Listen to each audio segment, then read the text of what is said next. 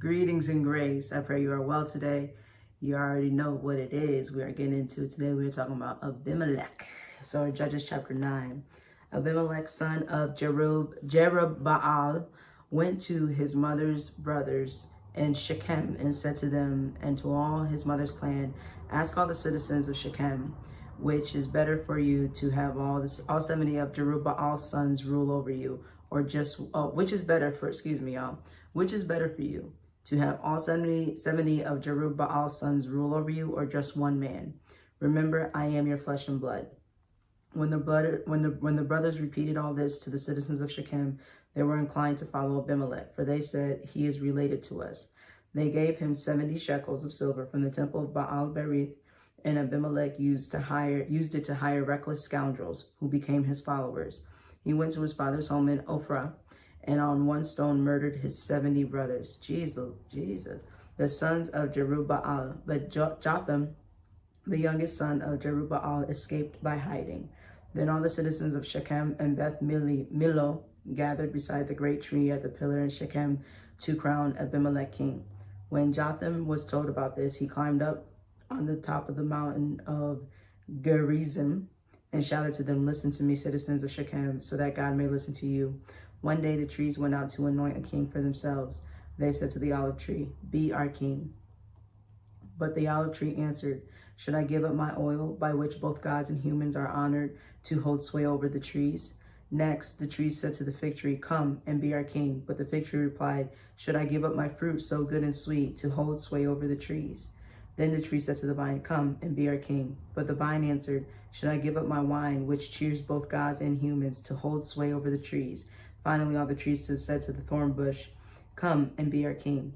The thorn bush said to the trees, if you really want to anoint me king over you, come and take refuge in my shade. But if not, then let fire come out of the thorn bush and consume the cedars of Lebanon.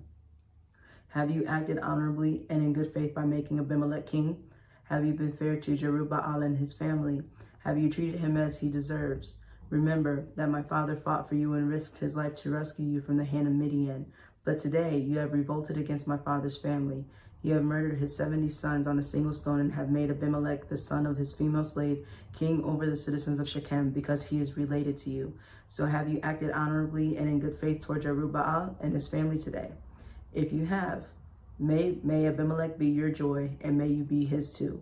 But if you have not, let fire come out from Abimelech and consume you, the citizens of Shechem and Beth Millo, and let fire come out from you, the citizens of Shechem and Beth Millo, and consume Abimelech.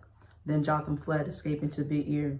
Then Jotham fled, escaping to Beir, and he lived there because he was afraid of his brother Abimelech.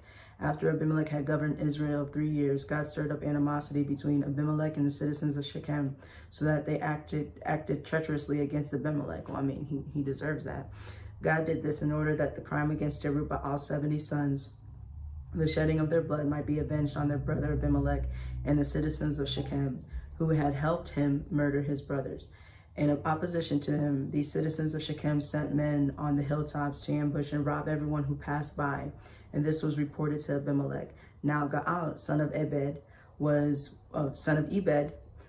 moved with his clan into Shechem, and his citizens put their confidence in him. After they had gone out into the fields and gathered the grapes and trodden them, they held a festival in the temple of their God. While they were eating and drinking, they cursed Abimelech. Then Gaal, son of Ebed, said, who is Abimelech, and why should we Shechemites be subject to him? Isn't he Jerubbaal's son, and isn't Zebul his duty? Serve the family of Amor, Shechem's father. Why should we serve Abimelech? If only this people were under my command, then I would get rid of him. I would say to Abimelech, call out your whole army. When Zebul, the governor of the city, heard what Gaal, son of Ebed, said, he was very angry. Undercover, he sent messengers to Abimelech, saying, Gaal, son of Ebed, and his clan have come to Shechem and are stirring up the city against you.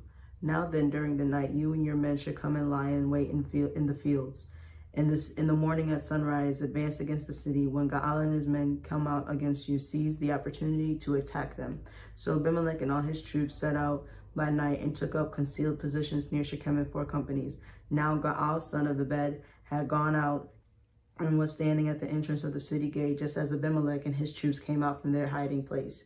When Gaal saw them, he said to Zebul, "Look, people are coming down from the tops of the mountains." Zebul replied, "You mistake the shadows of the mountains for men." But Gaal spoke up again, "Look, people are coming down from the central hill, and a company is coming from the direction of the diviner's tree." Then Zebul said to him, "Where is your big talk now? You who said, who was Abimelech, that we should be subject to him? Aren't these the men you ridiculed? Go out and fight them." So Gaal led out the citizens of Shechem and fought Abimelech. Abimelech chased him all the way to the entrance of the gate, and many were killed as they fled. Then Abimelech stayed in Arumah, and Zebul drove Gaal and his clan out of Shechem. The next day, the people of Shechem went out to the fields, and this was reported to Abimelech. So he took his men, divided them into 3 companies, and set an ambush in the fields. When he saw the people coming out of the city, he rose to attack them. Abimelech and the companies with him rushed forward to a position at the entrance of the city gate. Then two companies attacked those in the fields and struck them down. All that day, Abimelech pressed his attack against the city until he had captured it and killed his people. Then he destroyed the city and scattered salt over it. Yo, that's crazy. On hearing this, the citizens in the tower of Shechem went into the stronghold of the temple of El-Berith. When Abimelech heard that they had assembled there, he and all his men went up to Mount Zalmon. He took an axe and cut off some branches, which he lifted to his shoulders. He ordered the men with him, "Quick, do what you have seen me do." So all the men cut branches and followed Abimelech. They piled them against the stronghold and set it on fire, with the people still inside. So all the people in the tower of Shechem, about 1,000 men and women, also died. Next, Abimelech went to Thebez and besieged it and captured it. Inside the city, however, was a strong tower to which all the men and women, all the people of the city had fled. They had locked themselves in and climbed up on the top of the tower roof, right? Abimelech went to the tower and attacked it. But as he approached the entrance to the tower to set it on fire, a woman dropped an upper millstone on his head and cracked his skull. Hurriedly, he called to his armor bearer, "Draw your sword and kill me, so that they can't say a woman killed him." So his servant ran him through, and he died. When the Israelites saw that Abimelech was dead, they went home. Thus God repaid the wickedness that Abimelech had done to his father by murdering his 70 brothers. God also made the people of Shechem pay for all their wickedness. The curse of Jotham, son of Jerubbaal, came on them. Yo, that's wild. Okay, that's wild. So Abimelech, total jerk. This guy is a total jerk. And he sabotaged his leadership by literally harming his own family, man. Man, yes, you gotta be careful, man. Remember, Cain killed Abel, and that was not cool, you know. You gotta remember, Jesus the Christ never harmed anybody. And then here we go, you know, you got Abimelech, you got Cain, and there's just something wrong with them on the inside of their hearts, to the point where they will kill their own family and their own loved ones. And so you gotta be careful, because a lot of people, they ain't cool. They aren't cool at all, not one bit. So do not sabotage your leadership, your calling, your purpose by harming other people, right?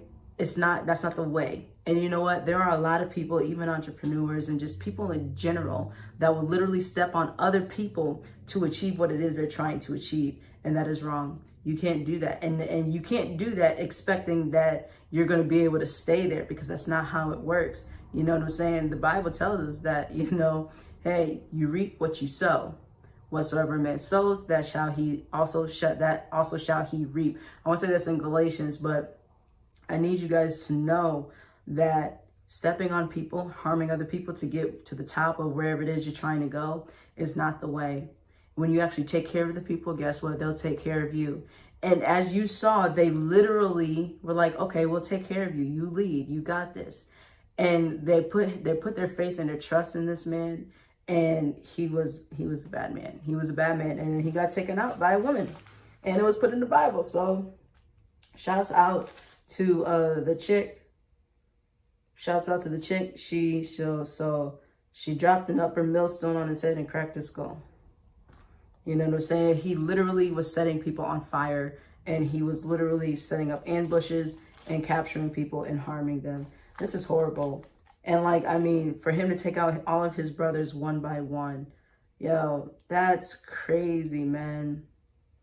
That's not cool. That's not how you do it. Love doesn't do that. And a real leader wouldn't do that either, because a real leader would actually empower and create more leaders.